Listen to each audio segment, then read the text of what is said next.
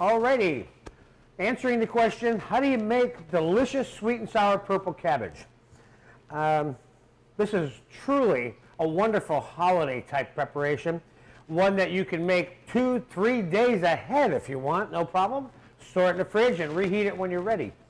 There are some variations on the theme that I'm going to show you today in terms of the specific formula, and I'll speak with you about those variations as we're going along. This particular recipe that I'm going to share with you today in terms of teaching you how to handle a piece of purple cabbage with the cooking process, which is really what this is about, and to familiarize you with purple cabbage, period. This takes about half an hour to 45 minutes to cut and cook, all right? And we're going to begin by putting a stick of butter into our saute pan. Matter of fact, let me cut that in half. It'll melt just a little bit faster. And we're going to slice up a little bit of an onion. All of the ingredients that we're going to use for the purple cabbage recipe today will be onion, fresh ginger root, purple cabbage, whole butter, red wine vinegar, cinnamon, garlic, a little bit of sugar, and some pepper. It's a very nice dish. We're going to start by sauteing the onion that we sliced from stem to stem.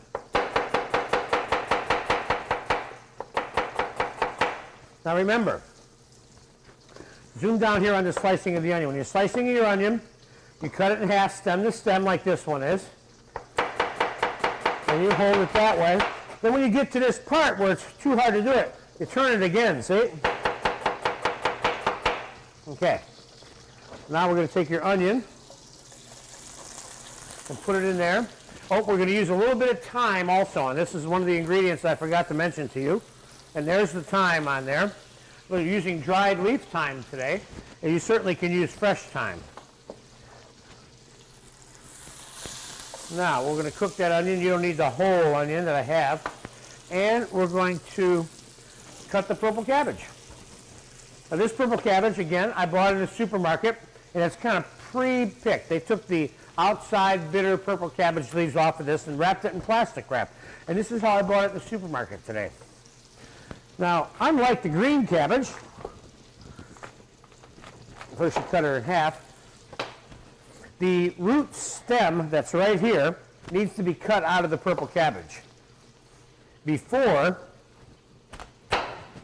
you begin slicing the cabbage. You see it there? Okay, there you go. Excuse me. Now, I'm going to slice the cabbage in half again. So now I have a quarter of a cabbage. Now, I can cut it again. Depends on the size of your cabbage. And now we're going to slice the cabbage like this. I'm going to keep an eye on my onions over here. And you don't need to cook the onions to death in this particular case. I'm going to cook them just a little bit more. By the time it takes me to cut this cabbage, the onions will be ready. Now I'm going to do the same thing to this other half purple cabbage. Cut it into an eighth.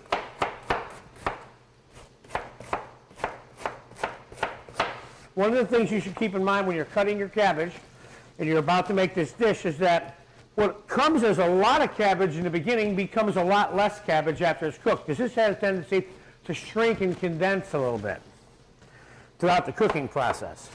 So you might start out with a gallon of cabbage but only end up with 1.5 quarts maybe of cooked cabbage. But that's about all we can fit into our pan, so that's enough. We'll use this one here for something else at another time. Okay, now your onions, I want to show you, are about half cooked, starting to even brown a little bit, and that's cooked enough for me. Now, we are going to put a little bit of garlic onto the onions. In this particular case, it's about a quarter of a cup. Don't get cheap with the garlic on this one. This particular dish can take a lot of garlic also and still be very good and never have the impression left that there's too much garlic in it. Give that garlic a little bit of mix. Then we're going to take about 3/4 of a cup of sugar and about 1/3 of a cup of red wine vinegar.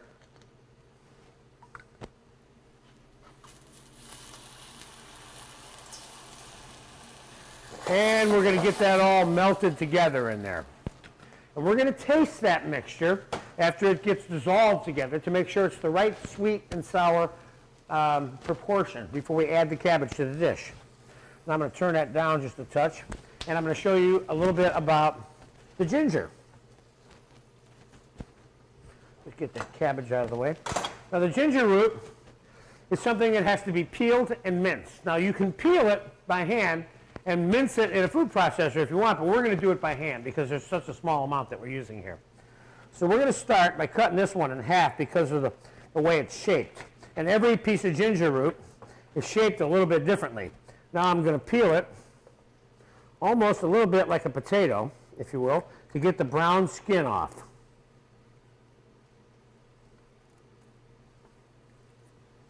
Okay. This amount of ginger root right here, which is probably going to end up being less than 1/4 of a cup of minced ginger root, will probably be sufficient for this dish. Now this, to some extent, is like an option for making the dish. You can make this purple cabbage dish without the cinnamon and without the ginger root if you want, and it will still come out very good. But I kind of like the ginger root and the cinnamon in it.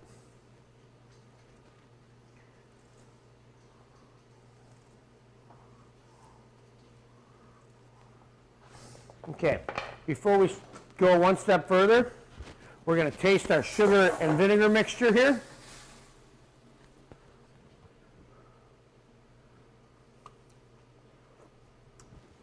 It's good, but I'm going to put a pinch more vinegar into this. There you go. Now, we're going to take our cabbage and put it, excuse me, how do you say if you can't stand the heat, get out of the kitchen? Well, I'm not going anywhere, okay? Here we go. Now, put your purple cabbage right in here.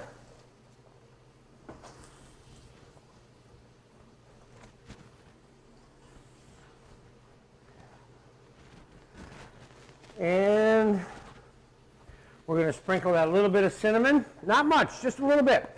It's like you won't even know the cinnamon's in there. That's how much you should put in there. You don't want this to be a predominant thing. That's enough right there. That's probably 1/2 teaspoon maybe for all of this. Now, the ginger root.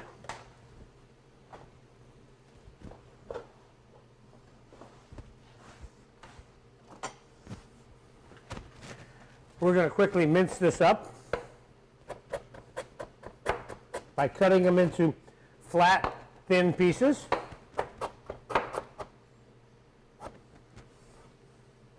Turning those on their side and cutting them into very thin julienne and then mincing them across.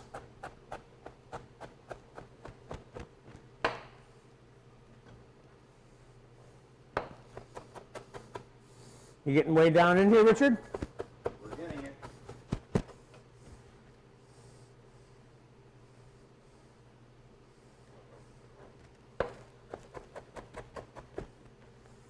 Turning it. So I've got all these little threads here like this now, see? Sticks, if you're sticks is probably a better description.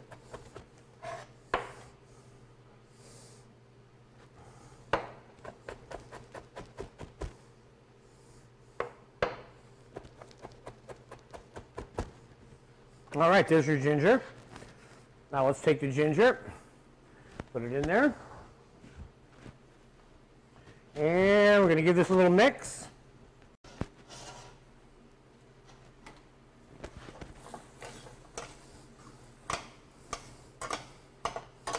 And now we're going to set this with a lid to cook right where it is, right there.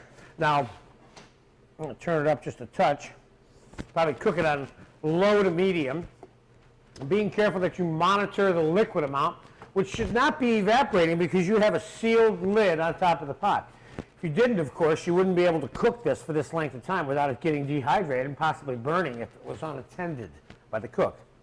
So we're going to time elapse this, and it's probably going to take about a half an hour for this cabbage to cook. I'm going to go in there in about 5 minutes into the pan, mix it up a little bit during the cooking process. So we'll be right back, as in right now, with probably about 30 minutes of time elapsed. And I'll tell you exactly how long it takes to make this cabbage when we get there. All right, we'll be right back. I told you I would tell you how long this took. This took about an hour at a very low temperature. And I had to add water to the sweet and sour purple cabbage a couple of times to keep the moisture level high, or enough to, not burn it. And this item, again, is particularly good with Thanksgiving type dinners and fowl, game, venison, rabbit, goose, turkey, duck, especially duck in terms of French cooking. Now, I tasted this a couple of minutes ago, and it tasted very good. Now, the sweet and sour part of this, of course, is the red wine vinegar and the sugar. Now, some people would say, well, let's put some sliced up apples in this prior to the cooking. You certainly can do that.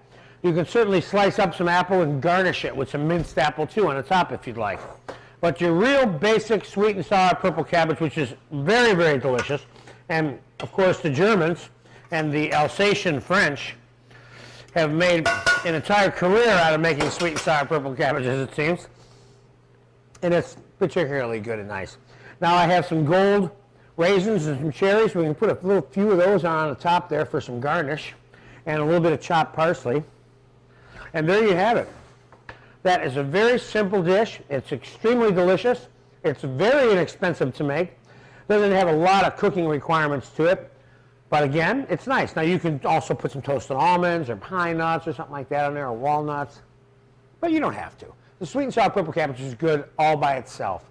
And I hope you get a chance to enjoy it, because I've had this one many, many, many times. It also offers you one more thing as a vegetable that a vegetable can offer you for a dinner, particularly if you're putting the food on the plate rather than serving it family style, as I'm demonstrating here. And that is that it gives you another bright, intense color to use on your plate for your presentation. Putting some of the ratatouille, for example, next to this is beautiful, or broccoli next to this, or carrots next to this. You have a great color contrast. So you enjoy your purple cabbage, because I know I have.